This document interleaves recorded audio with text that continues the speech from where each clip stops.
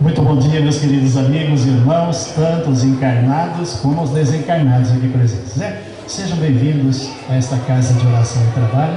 Que nos abençoe Jesus, o nosso amigo incondicional de todos os momentos. Alegria, né? A gente estar aqui mais essa manhã. E hoje, especial, embora todos os dias sejam especiais, né? Mas hoje é especial porque estamos aí homenageando os pais, Dia dos Pais. Parabéns a todos os pais, né? Que Deus nos abençoe, tanto os encarnados como aqueles que já estão na pátria espiritual, a quem devemos, né, a nossa presença aqui. Não fossem eles, não sei se a gente estaria aqui, né?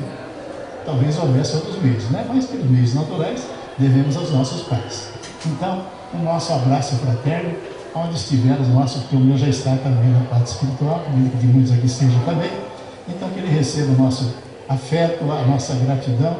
E aqueles que a gente pode abraçar aqui, né? Que gostoso, abraçem, eles merecem, né? Mas muito bem, mas hoje nós estamos recebendo aqui pela primeira vez na nossa casa. Aqui em Araraquara você já teve algumas vezes, né, César? Já teve, né? Mas na nossa casa, você já estava falando com ele, é conhecido porque a gente filiados à USA e tudo mais, e ele tem um grande trabalho já há muitos anos. Ele vive na USA em São Paulo. Então a gente já tem conhecimento. E nós temos a alegria de recebê-los aqui. Mas junto dele, é aquele velho ditado, né? Os semelhantes se atraem e as pessoas queridas do nosso coração se juntam. E hoje nós estamos recebendo Aparecido, nosso Aparecido Belvedere, esse moço, né? Lá da cidade de Matão, que dirige o Clarim já, aliás fundou. Então nós temos tudo aquilo que o Clarim oferece dentro da doutrina, Aparecido, né? É que nos deu esse presente. E graças a Deus, um dos trabalhadores de Jesus, junto com o Caio Barchute, né, que é a terra lá de Matão, que é o nosso venerável irmão que nos fez do plano espiritual. Então é com alegria que a gente está recebendo também pela primeira vez o Aparecido acompanhando o César, né? O Valentim deve estar por aqui também, né? Ele deve estar. Olha, ô meu amigo, por que você não vem para frente? Ele fica lá para trás. O Valentim já é conhecido nosso, né? Querida criatura, sejam todos bem-vindos. Muito obrigado. Então, não vou falar mais dele, é escritor espírita lá em Washingtonzinho, depois ele possivelmente vai falar sobre os livros, né? E, para a gente não tomar mais tempo dele, eu vou convidar todos agora que a gente faça uma prece. Vamos caminhar com Jesus e vamos buscar o nosso grande arquiteto do universo. Vamos agradecê-lo, louvá-lo e pedir a ele a bênção de paz, não apenas a nós que aqui nos encontramos, mas que essa paz se estenda por toda a humanidade. E vamos conversar com ele da forma que nós sabemos. Eu vou dizer assim: Pai nosso, que estais nos céus, na luz dos sóis infinitos, Pai de todos os aflitos, deste mundo de escarcéu. Santificado, Senhor, seja o teu nome sublime, que em todo o universo exprime ternura, concórdia e amor. Venha ao nosso coração o teu reino de bondade, de paz e de claridade, na estrada da redenção. Cumpra-se teu mandamento, que não vacile e não erra, no céu como em toda a treva, de luta e de sofrimento. Evita-nos todo o mal, dá-nos o pão no caminho, feito na luz do carinho, do pão espiritual. Auxilia-nos também nos sentimentos cristãos, a amar os nossos irmãos que vivem longe do bem. Com a proteção de Jesus, livra a nossa alma do erro, neste mundo de desterro, distante da nossa luz. Que a nossa ideal igreja seja o altar da caridade, aonde se faça a vontade do seu amor, que assim seja. Obrigado, Senhor, obrigado, Maria, obrigado ao nosso mentor. E agora é com muita alegria e satisfação que a gente convida o nosso querido Antônio César Peri César Carvalho. Nome grande e ele também é muito grande. Que Jesus te abençoe, né? Grande de conhecimentos e é uma satisfação muito grande a gente ter você aqui, viu? Paz. Bom dia a todos. É realmente com motivo de alegria que depois de alguns anos, né, nós estamos retornando ao movimento espírita de Araraquara. E nessa oportunidade, falando sobre as epístolas de Paulo à luz do Espiritismo, que é o tema do livro editado pelo Clarim. É interessante que o assunto Paulo sempre nos apaixonou desde a nossa juventude, nos momentos em que líamos o romance histórico Paulo e Estevão, psicografado por Chico Xavier, onde Emmanuel faz uma análise das tradições espirituais a propósito dos textos, dos registros existentes em Atos dos Apóstolos e também nas epístolas de Paulo. E é interessante que esse livro, ele nos traz informações e subsídios da mais alta importância para melhor compreendermos a figura e o papel do apóstolo Paulo de Tarso. De início, é interessante ponderarmos que Paulo teve uma vida atribulada, cheia de novidades, de processos de mudança, a começar da sua própria origem. Ele era Saulo, que nasceu na cidade de Tarso, atualmente na região da Turquia, e que na época era a Ásia Menor, uma cidade de origem grega, de alta proeminência cultural e também de uma encruzilhada, vamos assim dizer, para viajantes e depois para o próprio Império Romano, que dominou toda aquela área. Saulo era de família judia, então é interessante que ele tem a origem familiar judia, a cultura grega, e foi lá que ele fez os seus primeiros estudos. E em função dos estudos judaicos, ele foi encaminhado para Jerusalém, junto ao Sinédrio, onde ele se aprofundaria com o apoio, com toda a orientação do grande mestre chamado Gamaliel, e veio a ser o doutor da lei judaica. E isso é muito importante, considerando que a Israel, ou Judéia daquela época, era um estado teocrático. Então, o guardião da lei de Moisés, do Torá, era o Sinédrio. Guardadas as devidas proporções, era semelhante ao nosso Supremo Tribunal Federal, que é o guardião da Constituição. Então, nessas condições é que ele foi formado, né? Um jovem bastante culto, com condições financeiras de família e bastante altivo, impetuoso, né? Com características ímpares. E é interessante que Emmanuel o descreve no romance Paulo e Estevão com essas características, e muito jovem, porque ele nasceu aproximadamente de 3 a 4 anos após o Cristo. E nessas condições, ele era um amante de esportes, corridas de cavalo, considerando que naquela época sempre corrida de cavalo era esporte. E nessas condições ele gostava de corridas. E como doutor da lei em Jerusalém, ele manejava velozmente as bigas romanas. Então são características dele e que ele nunca deixou de perder de vista essa fase, né, da sua juventude, do seu auge intelectual. E é interessante que depois da crucificação do Cristo aconteceram alguns fatos na vida desse jovem promissor doutor da lei, porque a sua esposa, aliás a sua noiva Abigail, ela repentinamente se tornou interessada no cristianismo. Por que ela se tornou interessada? Ela tinha um problema de saúde e teria sido atendida e curada por um desses homens do caminho, que era Ananias. Ananias chegou a Jerusalém, era um sapateiro, um homem simples ali da região de Jope. Chegou em Jerusalém nos dias da crucificação do Cristo.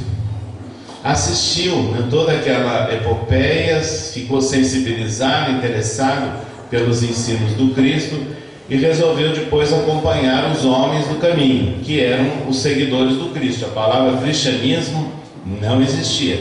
só veio aparecer mais para frente em Antioquia por sugestão de Lucas, o médico. Nessas condições, ele ouve dizer do crescimento dessa seita que afrontava a legislação judaica, porque falava que o Cristo seria um Messias, o esperado, predito pelos profetas, e nessas condições aquilo representava um grande risco, para a estabilidade, e jogavam com artifícios para que isso pudesse criar preocupações por parte do Império Romano. Eu posso dizer para vocês que para o Império Romano nada disso era importante, e eles não separavam cristão, judeu, nada disso, mas eles jogavam com isso.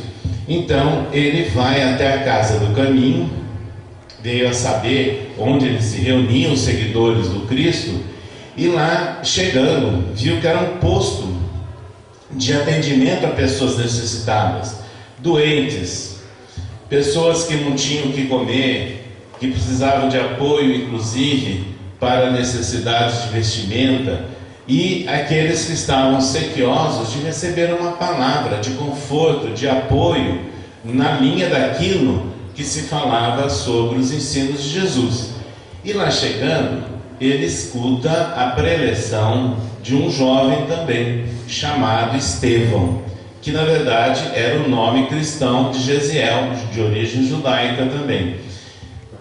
Estevão fez uma belíssima apresentação, sobre o Cristo, e isso sensibilizou o doutor Saulo de Tarso, mas também o provocou. Ele era fariseu ortodoxo, é bom a gente lembrar disso na sua formação. Então ele começou a se sentir apequenado, porque ele, que era o jovem, que teve toda uma belíssima formação cultural, tradicional, e veio a ser doutor da lei, de repente ele encontra um jovem sem nenhuma daquelas condições e falando com eloquência, e sabedoria. E aí ele usa daquelas armadilhas verbais de perguntas, como os fariseus faziam, para tentar enlaçar Estevão e caracterizar que ele estaria cometendo um crime perante o Sinédrio. E é lá que ele foi levado para um julgamento rápido, sumário, e foi condenado ao apedrejamento. Então o doutor Saulo de Tarso veio a ser o primeiro algoz dos cristãos, e Estevão o primeiro mártir do cristianismo. E interessante que isso não terminava, porque ele estava dentro da sua fidelidade ao Torá, a Moisés, e todo o compromisso que ele tinha perante o Sinédrio, e ele era um jovem muito sério, muito cioso das suas obrigações, ele continuava tenso e preocupado com a expansão da dita seita dos homens do caminho. E veio a saber, porque ele se interessou, estava raivoso com aquela situação, onde é que andaria Ananias, o homem que teria convertido a sua antiga noiva, e soube que ele morava em Damasco. Foi quando ele obtém uma autorização para ir a Damasco, para levantar a situação daqueles homens e aprisionar as lideranças, e obviamente, e principalmente, Ananias. E no caminho, o chamado caminho de Damasco, e próximo à porta de Damasco, repentinamente, ele e o pequeno séquito que o acompanhava destacaram a luz do dia, porque viram uma luminosidade intensa se aproximando. Ele se sente conturbado, enseguecido, cai do cavalo, de joelhos, e quando ele olha, ele identifica que seria o Cristo, embora ele nunca tivesse conhecido o Cristo. Nessas condições,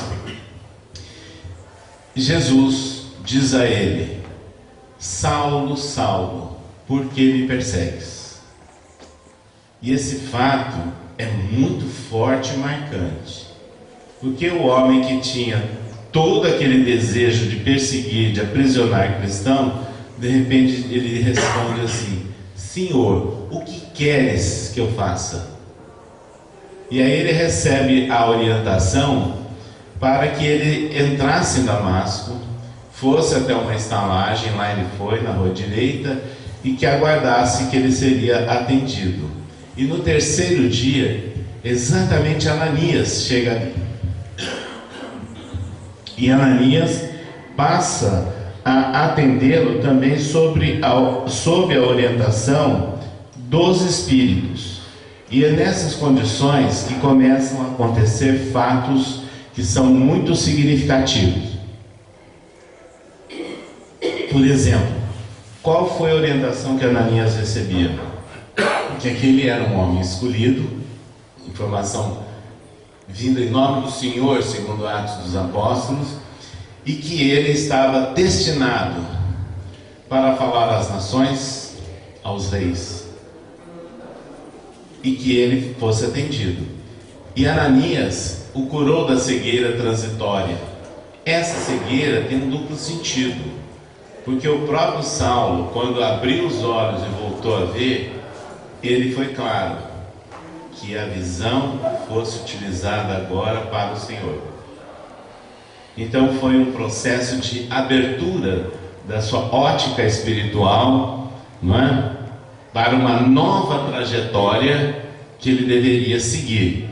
Ele passa então instantes de muita conturbação, porque ele chegou à conclusão que tinha que deixar de lado, renunciar a todas as regalias, os encargos, como doutor da lei e a própria tradição familiar.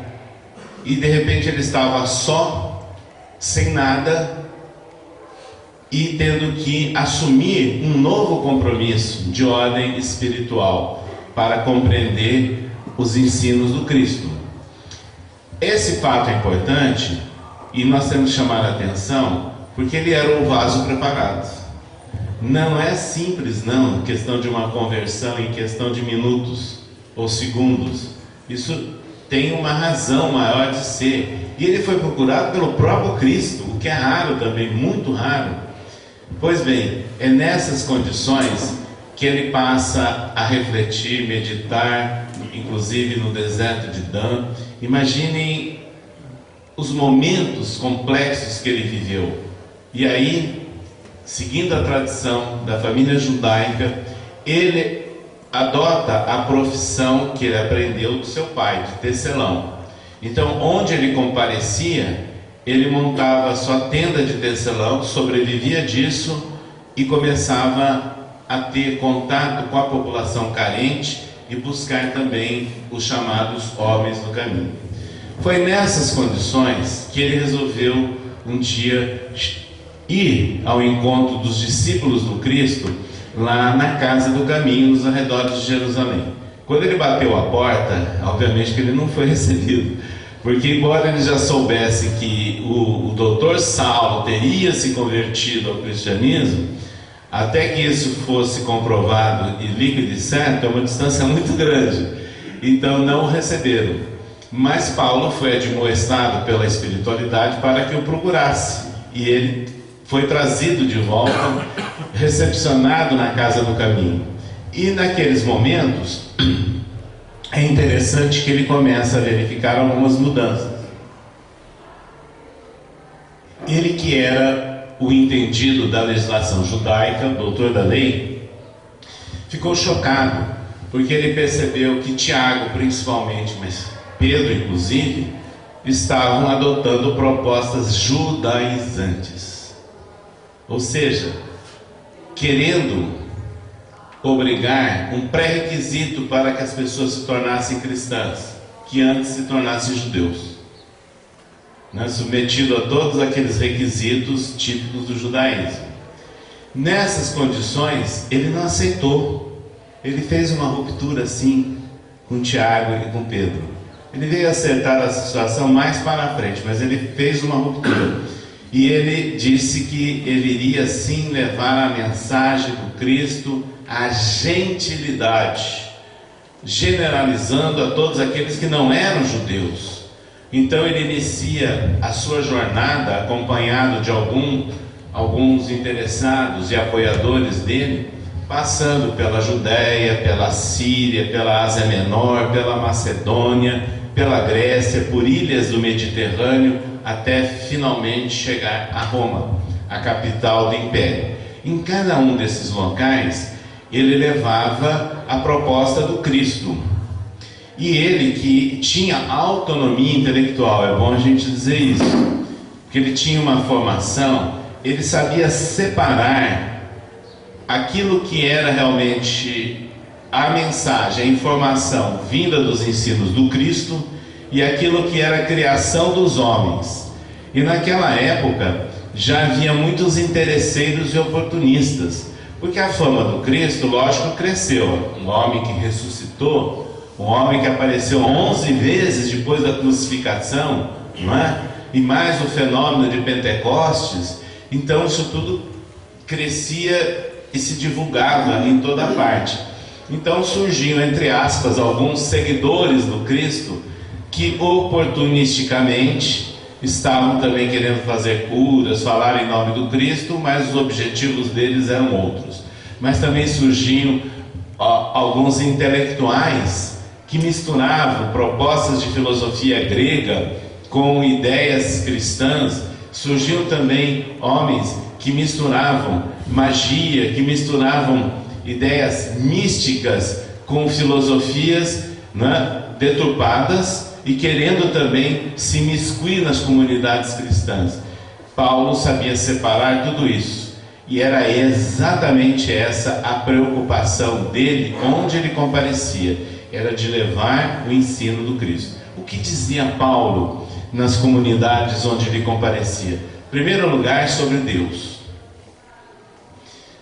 Pela tradição, né, desde o Antigo Testamento, a ideia do monoteísmo. Mas Paulo, ele deixava claro que ele estava falando de um Deus, não mais o Deus de uma nação, não mais o Deus dos judeus, mas o Deus com a visão trazida pelo Cristo, que era Pai de todos.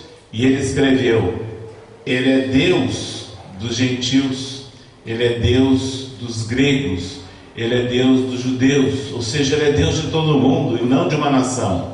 E a partir daí ele desenvolve algumas ideias sobre a justiça divina, que a visão crística de Deus nada tem a ver com a visão do contexto do Antigo Testamento, do dente por dente, do olho por olho, do apedrejamento, das punições, dos julgamentos, Deus como castigador. Nada disso. É Deus Pai, misericórdia, Deus é amor, como escreveu João. E é isso que levava Paulo em toda parte. Mas ele deixava claro também que Jesus era o Messias anunciado pelos profetas. Ele era aquele que vinha como enviado de Deus. Nessas condições é que ele estava apresentando a sua mensagem. E ele fortalecia tudo isso com alguns conceitos, embora reduzidos à época, de espiritualidade. Para começo de conversa, é bom nós lembrarmos que a palavra espiritual, que foi citada 20 e tantas vezes no Novo Testamento, 24 vezes por Paulo nas suas epístolas. Então ele foi o principal divulgador do cristianismo a usar a palavra espiritual, e isso de uma forma marcante. Ele também estava preocupado com o cumprimento não mais da lei, como ele dizia, e ele combatia os legalistas. Ele não estava se insurgindo contra leis humanas, ele estava se referindo à lei judaica, do dente por dente, do olho por olho. Se você cumprir determinados rituais caseiros, ou comparecimento em determinadas cerimônias, em determinadas festividades do tempo, você está com o seu compromisso religioso garantido. Não, ele falava, isso não é o mais importante. O mais importante é a fé com obras.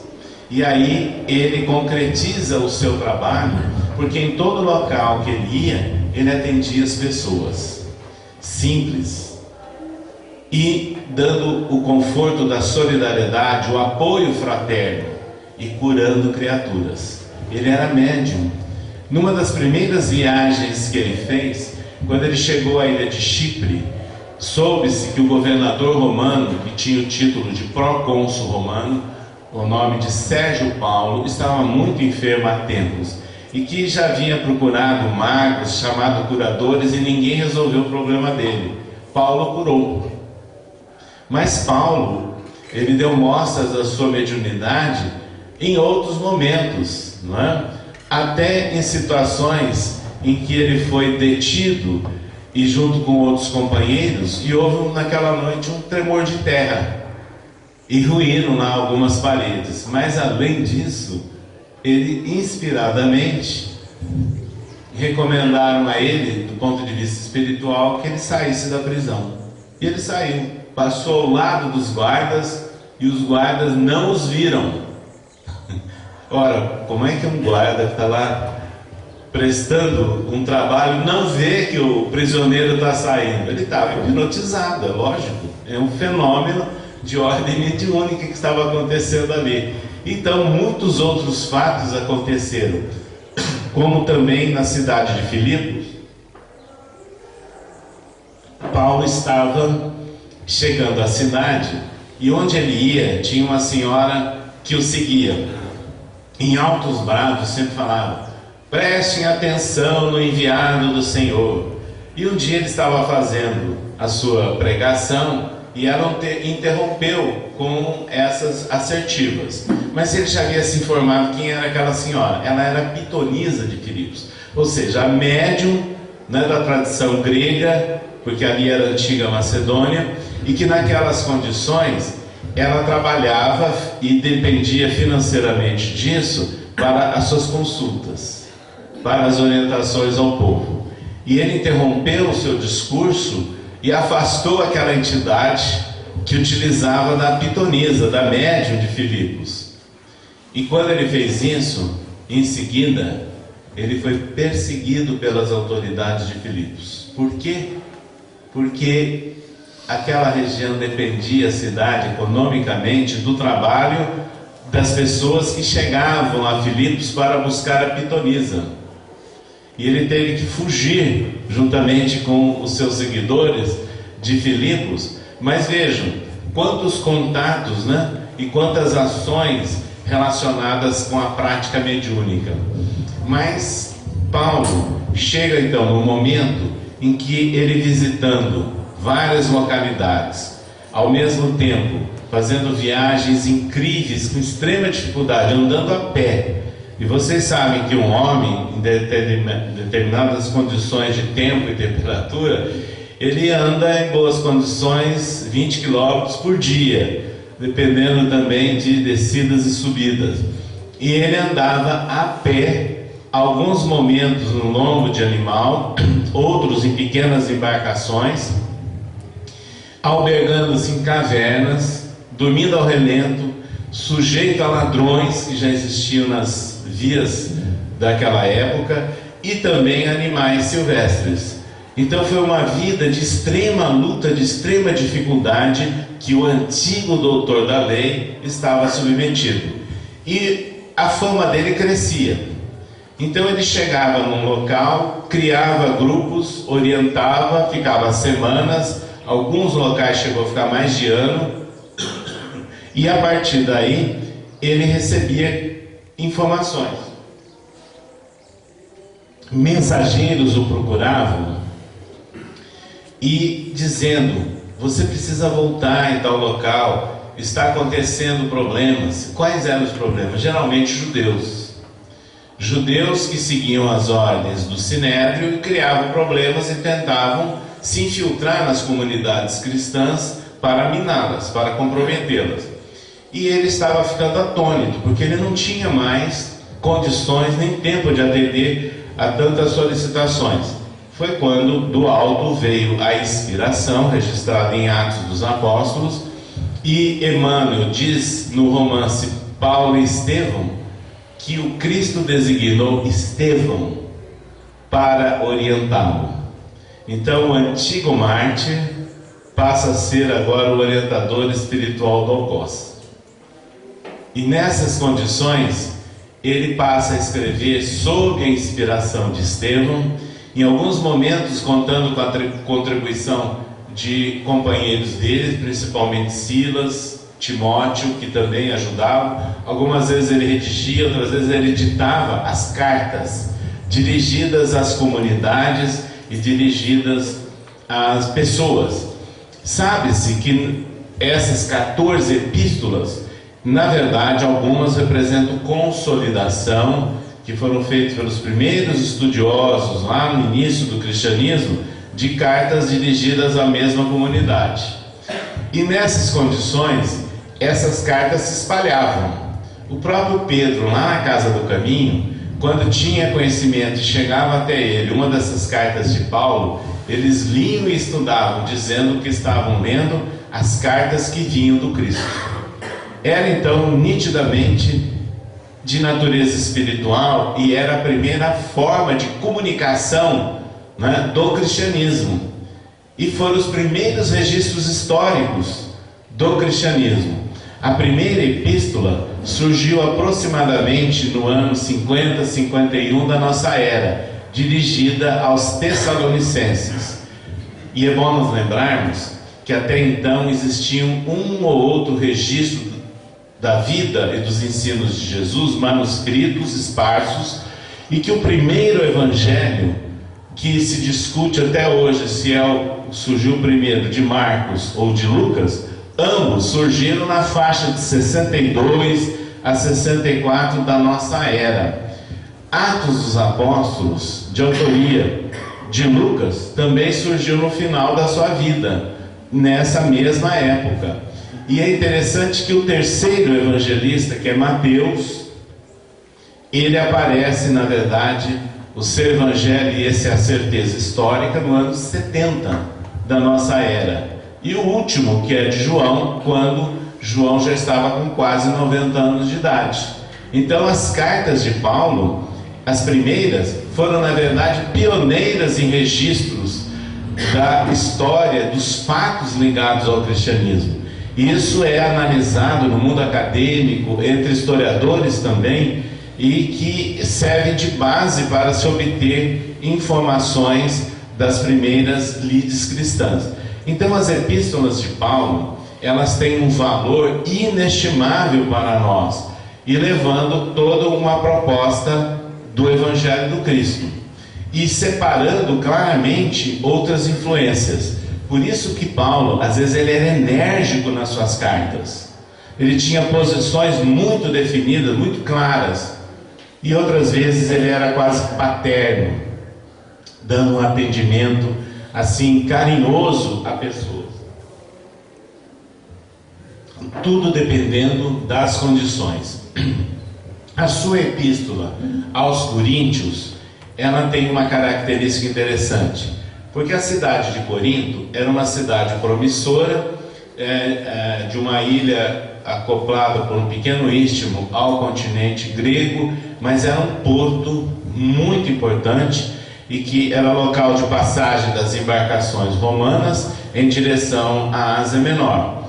E como toda cidade portuária e de transição assim, de culturas e de regiões, era muito procurada por aventureiros. Nós tínhamos ali pessoas de várias nacionalidades, de várias culturas, e também onde obviamente não se respeitava a moral e não havia ética. Nessas condições, historicamente, Corinto era considerada uma cidade depravada. E Paulo tinha preocupação, porque ele sabia que nesse contexto, nesse ambiente, os cristãos que estavam surgindo lá também absorviam algumas ideias, não é? E essas ideias muito nocivas.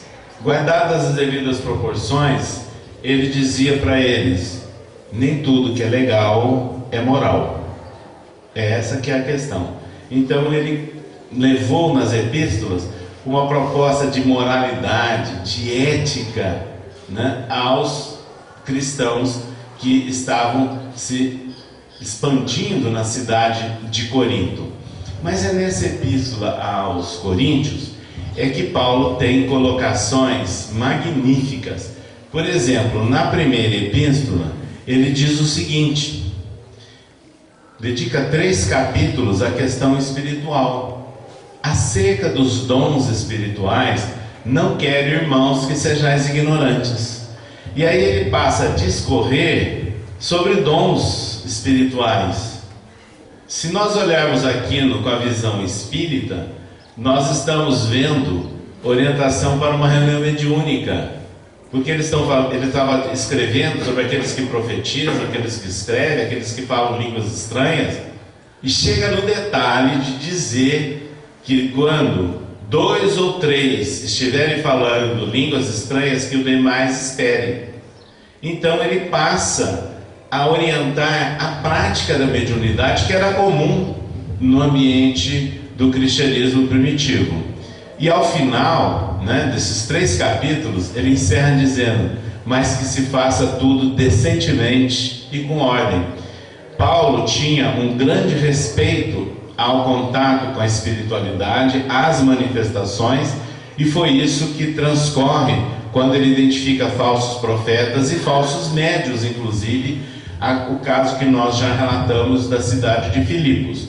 Mas Paulo, ele tem outras informações magníficas, quando ele diz assim: se eu falasse a língua dos anjos, a maior parte das traduções, se não tiver caridade, nada serei. Só que Paulo escrevia em grego, e era essa a cultura dele. E no grego, e no texto original dele, a palavra não é traduzível aos dias atuais como caridade, mas como amor. Então é muito mais amplo o que ele falava.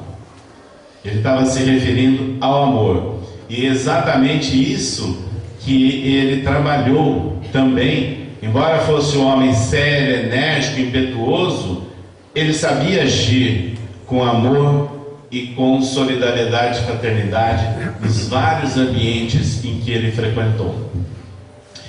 É notável a diferença que há entre as várias epístolas. Quando ele pretendia chegar, por exemplo, à cidade de Roma, era o grande sonho da vida dele, porque ele era um cidadão romano, título herdado de seu pai.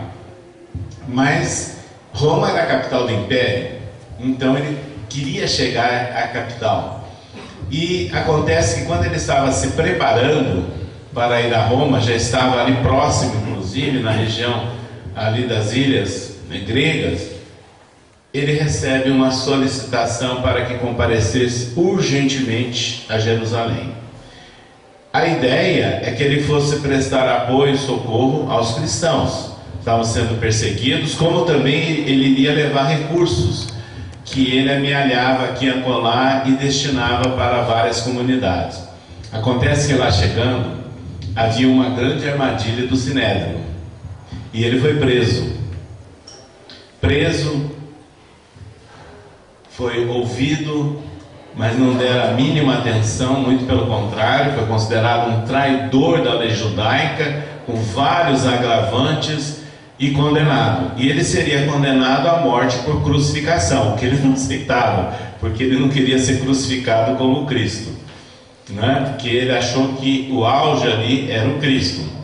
Então, neste momento, ele usou de um direito que ele tinha: eu sou cidadão romano, e o judeu não podia julgar e muito menos condenar um cidadão romano. E quando ele fez a solicitação dessa sua prerrogativa, então ele foi destinado ao governador romano que morava em Cesareia de Filipe.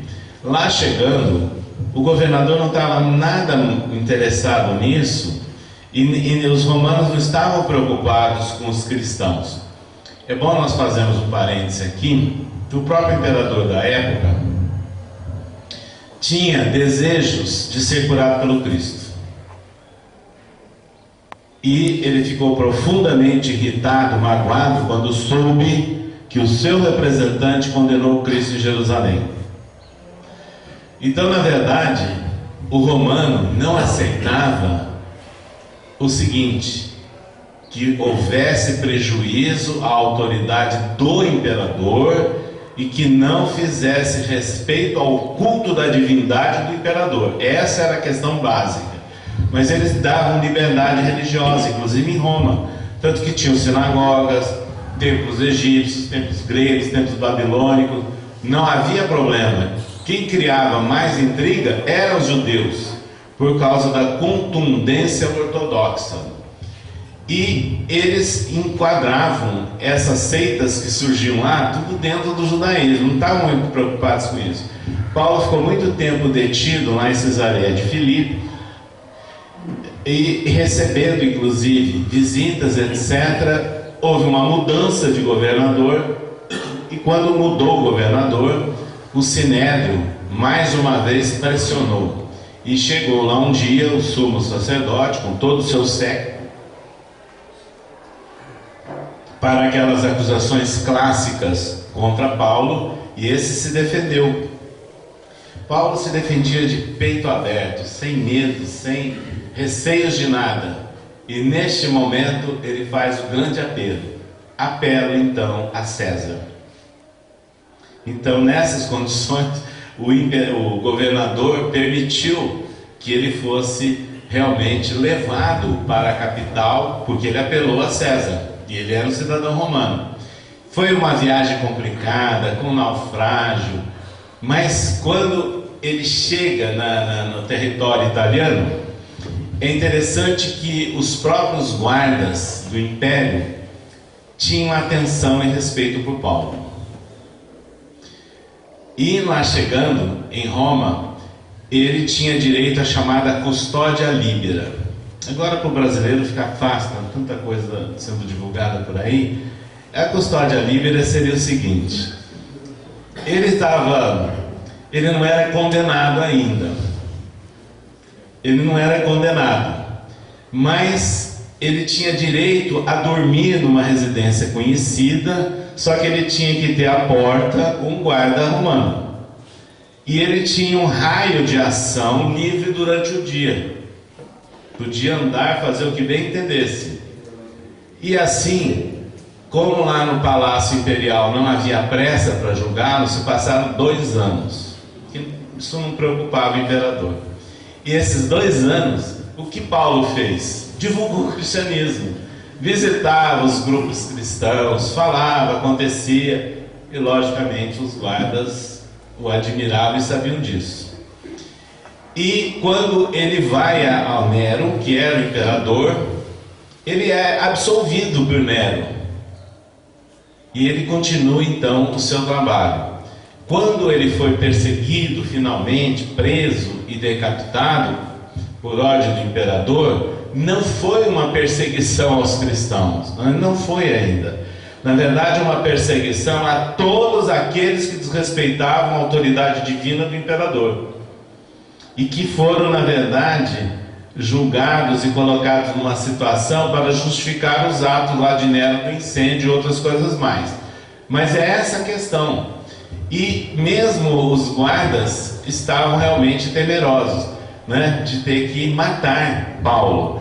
Mas é nessas condições que nós lembramos um trecho quando ele diz nas epístolas: na casa de Nero também há santos, na casa de César também há santos. Santos, ele se referia aos cristãos em geral, aos seguidores. Então naquela época já existia cristão ou interessado no cristianismo na casa de César. A casa de César não era só o palácio imperial, eram todas as guarnições militares ou palácios ligados à autoridade romana. Então em vários locais já existiam seguidores do Cristo. Paulo então prepara esse trabalho todo com a sua ida a Roma. E aí nós sacamos: os primeiros grupos cristãos de Roma não foram criados nem por Paulo e muito menos por Pedro. Pedro chegou pouco tempo antes de tudo isso acontecer lá em Roma. Quem criou os grupos cristãos em Roma foram homens que estiveram coincidentemente, entre aspas, no dia de Pentecostes lá em Jerusalém, 50 dias depois da crucificação do Cristo, e viram aquele fenômeno das labaredas e das pessoas falarem idiomas estranhos e todos entenderem. Aí eles formaram grupos cristãos, lutaram com dificuldades, e Paulo recebia informações, principalmente de Áquila e Prisca, ou Priscila, e com base nisso é que ele escreveu a Epístola aos Romanos e depois tinha interesse de chegar até lá. É interessante que as questões espirituais em Paulo, elas continuam a ser registradas. Em Atos dos Apóstolos, e de passagem lá numa das epístolas, há referência de que Paulo, há 14 anos atrás, conheceu certo homem que subiu ao terceiro céu, viu coisas inefáveis, as quais eu não posso nem me reportar. Os estudiosos clássicos da Bíblia, tanto católicos como protestantes, eles afirmam que isso é um depoimento de Paulo. Ele estava se referindo a uma vivência dele própria. Aí Emmanuel, no romance Paulo e Estevão, decifra esse enigma ao dizer o seguinte: naqueles momentos de grande ansiedade, dúvidas da transição de Saulo para adotar o nome latino Paulo e ser um seguidor do Cristo, ele passou por muitas atribulações. E num dia desses, que a gente hoje chamaria de que ele estaria depressivo, né?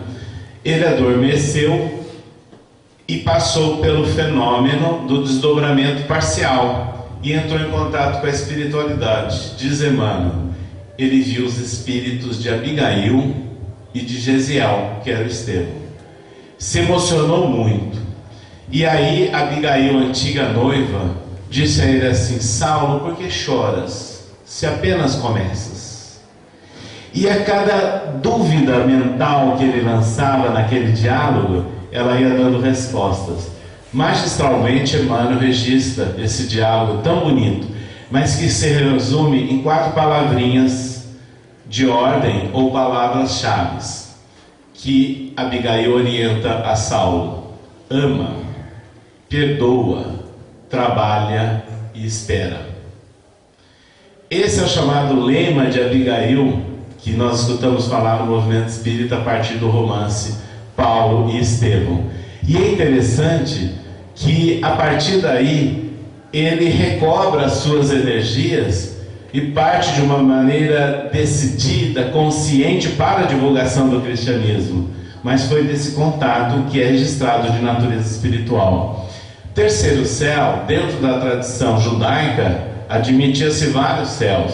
Então tudo isso dentro de uma conjuntura, né? Foi o registro, né, de todos esses fatos. Assim, a vida de Paulo foi, sem dúvida nenhuma, um marco para o cristianismo. E aí nós encontramos a razão. Quando Emmanuel, na apresentação, fala sobre Paulo e Estevão, ele deixa claro: sem Estevão não haveria Paulo. E eles também afirmam: sem Paulo não haveria cristianismo. Porque Paulo foi aquele homem com autonomia, firme, decidido, que saiu divulgando o cristianismo. Não se prendeu a casas, não se prendeu a local, não submeteu a hierarquias religiosas, mas ele levou a mensagem de uma forma muito evidente para toda a comunidade do entorno do mar Mediterrâneo. Ele é o apóstolo da gentilidade. E é interessante que na vida de Paulo nós encontramos tantos fatos notáveis. Lembrem-se que no começo nós fizemos referência que Paulo, ainda na condição de Saulo, era um amante dos esportes e principalmente da corrida de cavalos e das velozes brigas romanas. E como nós estamos aqui no dia das Olimpíadas, é interessante lembrarmos que Paulo, em vários momentos das suas epístolas, faz referência a corridas, a lutas, a estádios. Faz referência a esportes, porque ele era de tradição grega, não esqueçamos disso, e vivendo no mundo romano.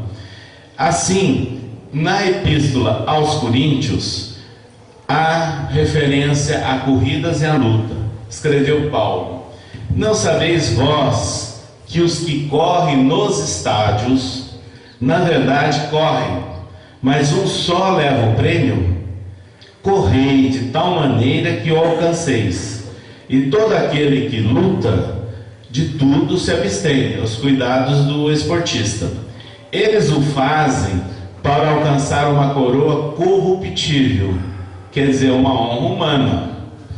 Mas escreveu Paulo: nós, porém, uma incorruptível agora, quer dizer, uma espiritual, de não valor material.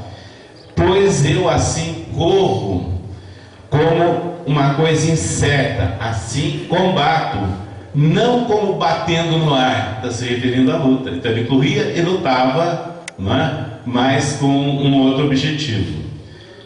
Aos Gálatas também deu registro relacionado com corridas em estádios.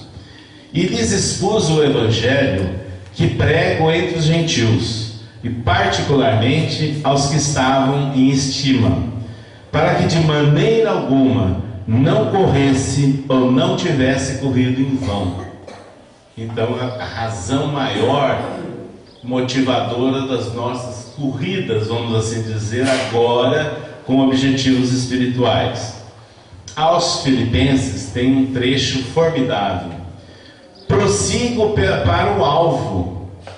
Todo esportista tem uma meta, não tem? Um esforço, uma preparação. É o caso de Paulo. Ele prosseguia para o alvo. Só que o alvo dele agora era espiritual. Era a compreensão da mensagem de Jesus para a absorção do entendimento, da compreensão mais ampla sobre a divindade. Então, prossigo para o alvo pelo prêmio da soberana vocação de Deus em Cristo Jesus. Aos Hebreus, escreveu Paulo: deixemos todo o embaraço e o pecado que tão de perto nos rodeia, e corramos com paciência a carreira que nos está proposta. Em Timóteo, que foi o seu filho espiritual, a quem ele dedicou tantas recomendações, escreveu Paulo algo muito importante já no final da sua vida lá em Roma.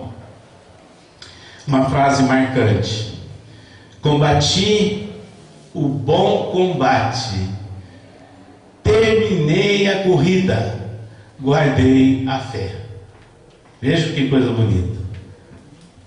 Quem sabe um dia a gente possa dizer isso, né? Nessas condições, né, evocando esses dias ligados aí às Olimpíadas, para mostrar que Paulo, como um jovem esportista, ele nunca deixou de fazer também as suas analogias, né, entre aquilo que ele viveu como esportista e agora, na verdade, como um grande ginasta da fé e da ação em favor do amor. Kaiba Schutel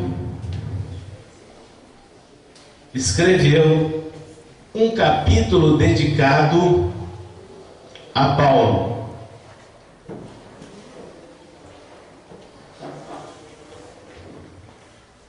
No livro Parábolas e Ensinos de Jesus. E nesse capítulo ele faz uma afirmação que sintetiza tudo. Ele era um grande admirador de Paulo. Paulo é o mais belo rebento da árvore do cristianismo. Kaiba Schutel afirma que Paulo era o primo inter pares, ou seja, o principal dos discípulos de Jesus. Emmanuel, que tem uma ligação espiritual muito grande com Paulo e escreveu um romance dedicado a Paulo e a Estevão, no livro Caminho e Verdade e Vida, escreveu também na linha daquilo que foi anotado por Kaiba Schutel. O convertido de Damasco foi o agricultor humano que conseguiu aclimatar a flor divina do Evangelho sobre o mundo. E complementa ainda: o Evangelho não nos diz que Paulo fazia maravilhas, mas que Deus operava maravilhas extraordinárias por intermédio das mãos dele. É nessas condições que nós entendemos o valor do apóstolo Paulo, das suas epístolas, cujo conteúdo são perfeitamente aplicáveis aos dias que nós vivemos hoje. Eu diria de grande valia e orientação, porque nós precisamos nos inspirar em vidas nobres, em exemplos magníficos como o de Paulo.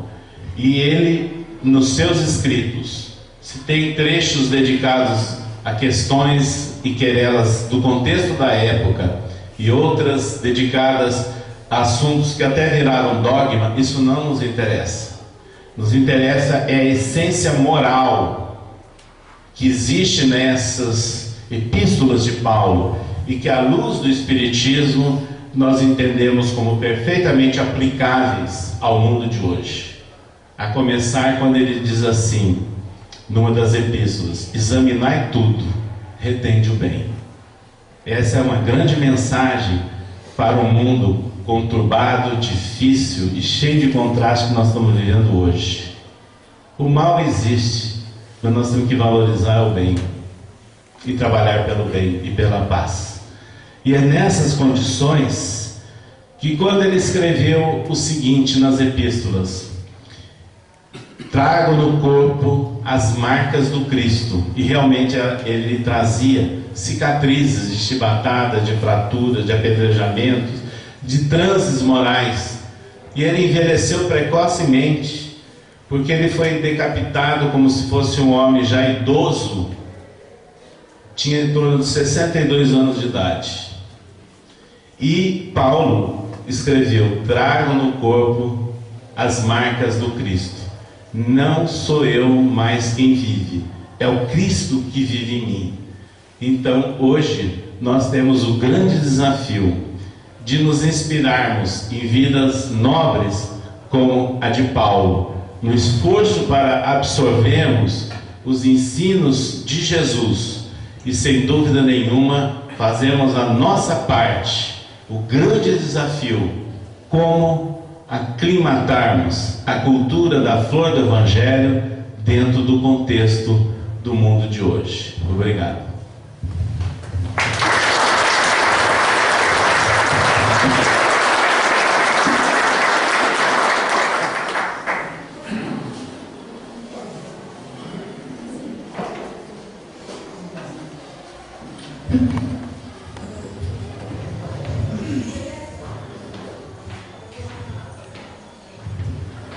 Bom dia a todos.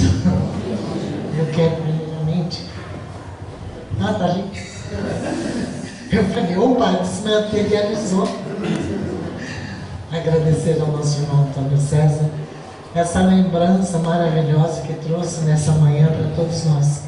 Lembrar de Paulo vale a pena, né? Às vezes a gente reclama um pouquinho que faz, né? Acho que está fazendo muito. E essa figura extraordinária dando esse exemplo. Mas o nosso domingo não se encerra aqui, não. Eu vou pedir licença aos irmãos para ocupar um pouquinho mais o tempo de vocês, porque a Renata parece que tem algo a nos apresentar. Renata, por favor. Bom dia.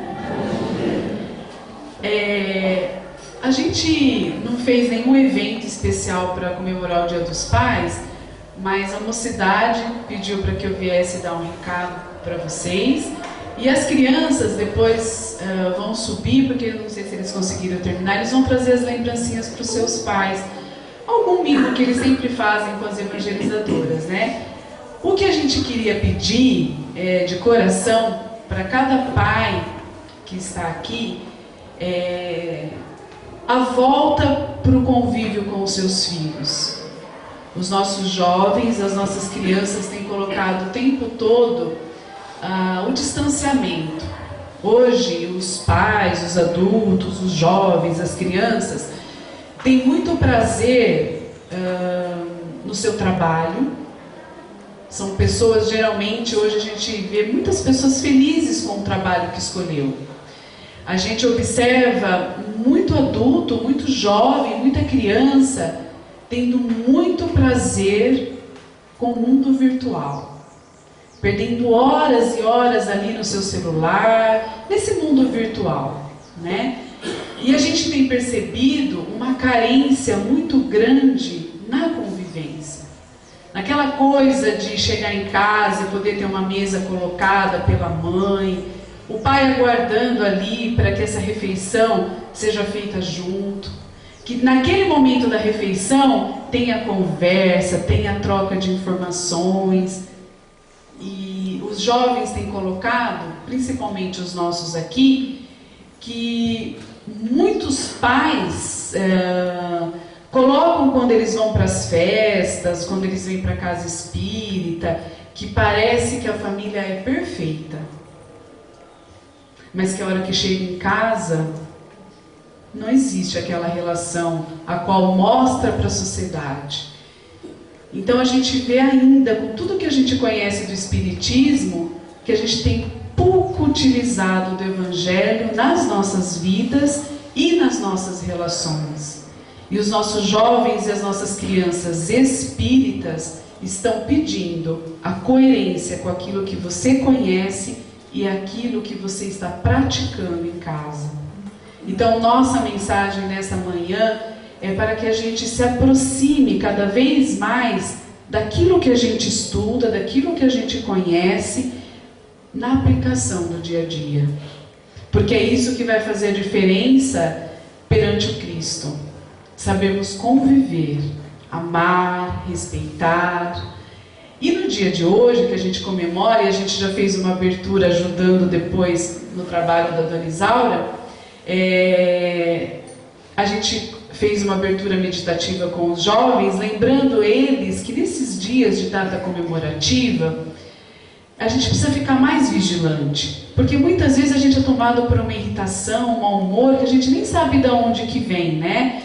Mas é porque a sociedade está alegre, comemorando, festejando, dando presente, mas muitos de nós, silenciosamente, estamos tristes, com saudade de alguém, às vezes até com raiva pela indiferença de um pai. E esses sentimentos ficam aí, sendo jogados e criam uma psicosfera de tristeza, de irritação. Então a gente precisa ficar mais vigilante, porque tem muita gente do nosso lado que pode ser que esteja triste, com raiva, sem esperança. Então nós espíritas precisamos nos recolher na vigilância e na oração, porque se nós conhecemos, se faz necessário aplicar o Evangelho a cada dia. Então a mensagem que a gente deixa para vocês é complementada com uma música, que essa música me toca porque eu sempre vi o meu pai, que está aqui no público, todas as vezes que ele ouve essa música, ele se emociona, porque não tem como a gente se emocionar. E prestem atenção na letra. É alguém que está com saudade de alguém que já se foi e que sempre se lembra da convivência. E não é uma música de alguém que está lembrando do tablet, do celular, ou da melhor escola de inglês, ou da escola particular, ou do tênis de marca, ou do carro que ganhou do pai. Mas sim de alguém que conviveu com esse pai e hoje está com saudade. Então eu deixo a mensagem dessa manhã para a gente refletir naquilo que a gente sabe, conhece e acredita, mas que a gente ainda está deixando de praticar na sua plenitude. Do invisível, uma tênue barreira nos separa da eternidade. Além da materialidade passageira das coisas, fica o reino das coisas verdadeiras, que a gente carrega feito um tesouro no coração.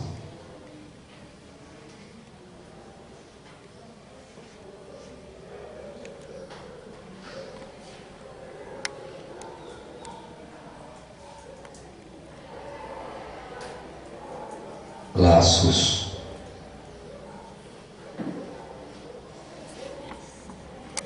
inquebráveis de um amor insuperável, ternuras profundas de uma amizade real, mãos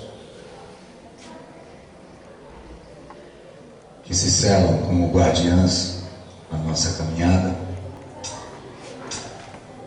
espíritos de luz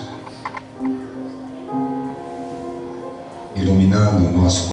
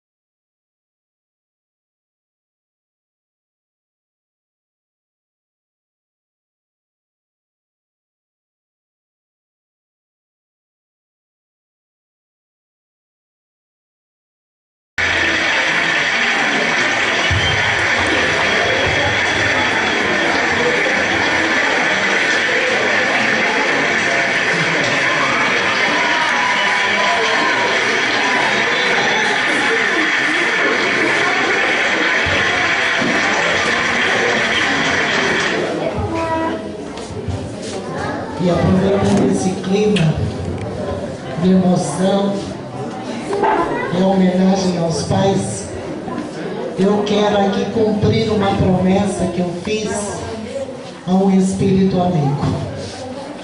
Na tarde de ontem, durante a nossa reunião mediúnica, um espírito amigo que trabalha aqui conosco me pediu que ele tinha recebido a autorização dos superiores dele e que ele poderia estar aqui no dia de hoje para oferecer a todos os pais, tanto os encarnados como aos desencarnados, uma rosa que ele colheria no jardim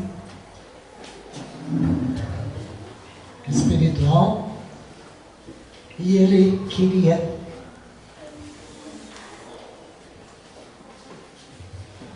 oferecer a todos hoje.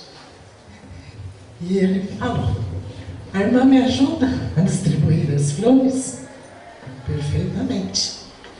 E é o que eu estou fazendo agora, oferecendo a todos os pais, em nome do nosso irmão Joaquim, as rosas com muito amor para todos vocês. Depois, de receber essa lembrança dessas crianças, nada melhor do que receber as rosas dos amigos espirituais, que certamente, e com autorização de Jesus, do nosso Pai, aqui se fazem presentes. Obrigada a todos. Tenham todos um ótimo domingo, junto aos familiares, aqueles que os pais já estão no plano espiritual. Lembrem-se deles, com muito amor, dirijam suas preces. Aqueles cujos filhos também já se encontram no plano espiritual, tenho certeza que eles estão abraçando cada um, cada filho abraçando seus pais que aqui ficaram. E obrigada novamente a todos. Nosso irmão Antônio César, nós pedimos desculpa pela intromissão da sua apresentação, mas não podíamos deixar passar, essa data. O Zé, o meu, como é que é, Mano Jô, secretário dos assuntos aleatórios, ele me lembra sempre. Então, o livro do nosso irmão Antônio César Pellido Carvalho estão lá à disposição, na mesa lá de baixo, Todos conhecem aquela mesa já. R$25 cada um, falando das epístolas de Paulo à luz do Espiritismo. Então, tenham todos um ótimo domingo e até a próxima, se Deus quiser. Bom dia a todos. A prece foi a música que ouvimos.